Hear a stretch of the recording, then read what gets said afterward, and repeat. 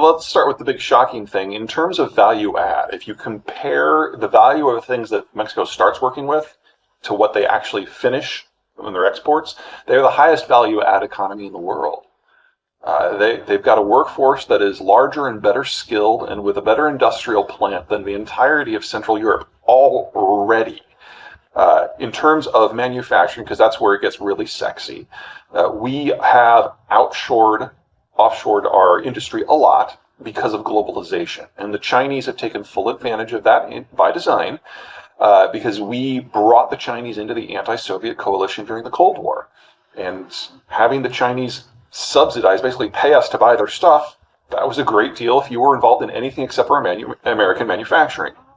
Now, there are a lot of things about Donald Trump I am not a fan of, but NAFTA 2, negotiated in the way that it was, implemented in the way that it was a stroke of genius. It was very, very well done.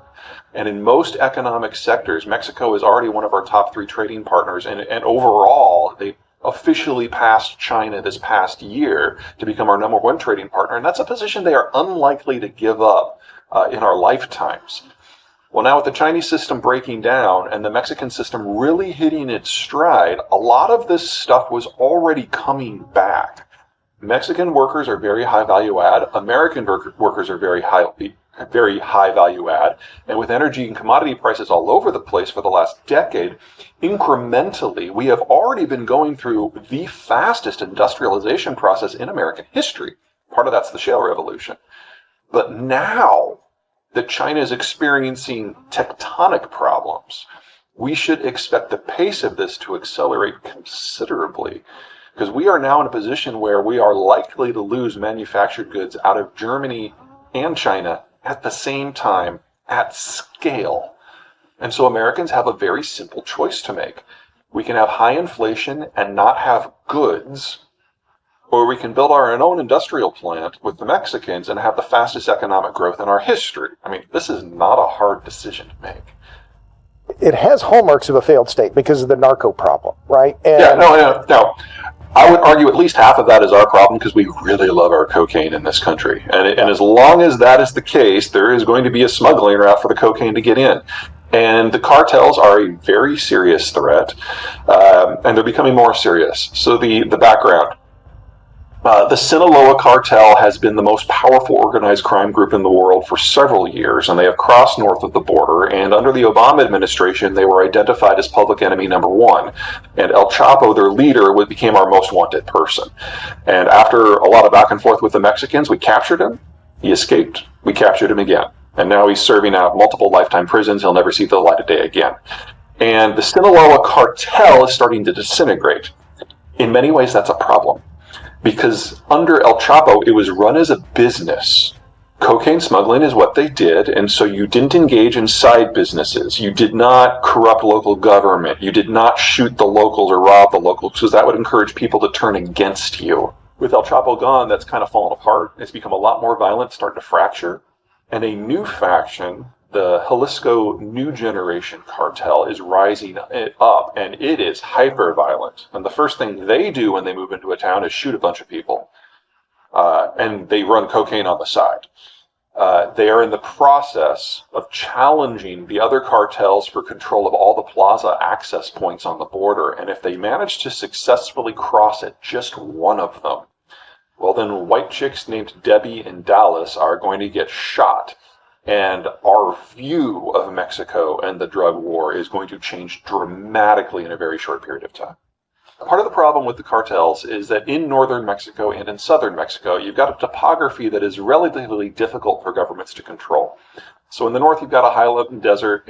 In the south, you've got tropics. It's just difficult for states to push their writ in areas like that. That's one of the reasons why central Mexico has, as a rule, been less violent.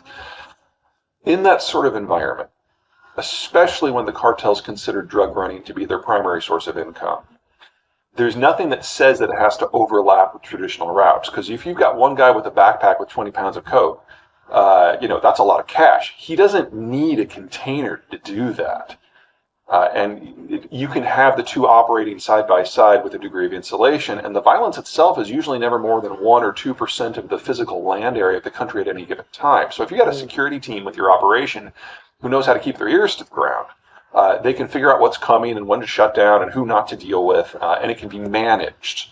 The challenge moving forward is if Jalisco really does get control of a plaza, the plazas are where the licit goods transfer through, and that's too close. El Chapo and the Sinaloa use those, but they don't interfere with trade because they realize it would be bad for their business. El Mencho and the Jalisco New Generation cartel would probably have a very different operating strategy.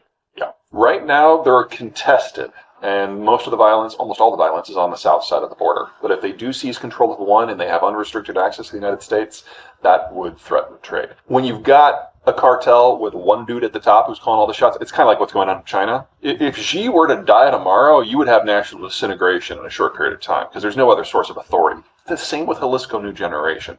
So if El Mencho were to slip in the shower and fall on some bullets tomorrow, the forecast changed. Well, you made that point when you were here in Austin as well, talking about the fact that the German industry is decamping for the U.S., and BASF is one of those companies, right? The biggest chemical maker in Europe, one of the biggest in the world. Well, and BASF is not just important because it's huge. It's important because it produces the base material that allows all other German manufacturing to happen.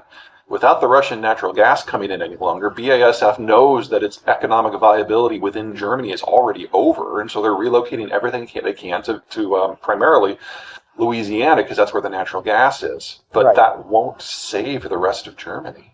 But the key thing to remember about the United States-Mexico relationship is we have different skill sets. We're good at different things. We're good at different price points. And whenever you're doing a manufacturing system, you need different labor skill sets at different price points. And the border region is perfect for that. Canada, not so much. Canada's quality of work is very similar to the United States. Their cost of labor is very similar to the United States. And so Ontario can integrate with the lower 48 like it was a 49th state, and that's not nothing. But the room for growth is limited because it's not taking advantage of a dramatic change in the international environment like Mexico will be. Canada is simply an already integrated part of the American economy. Mexico is filling a need that we haven't had until very recently. The only way we get fresh labor into the Canadian system is immigration, and they're the world's leader at attracting immigrants on a per capita basis. But they're also on a bit of a treadmill because they bring in people in their 30s and their 40s who drop a lot of cash, buy some property, distort the local markets, and then, especially recently, move on. So we've had a huge amount of Chinese capital go in and distort.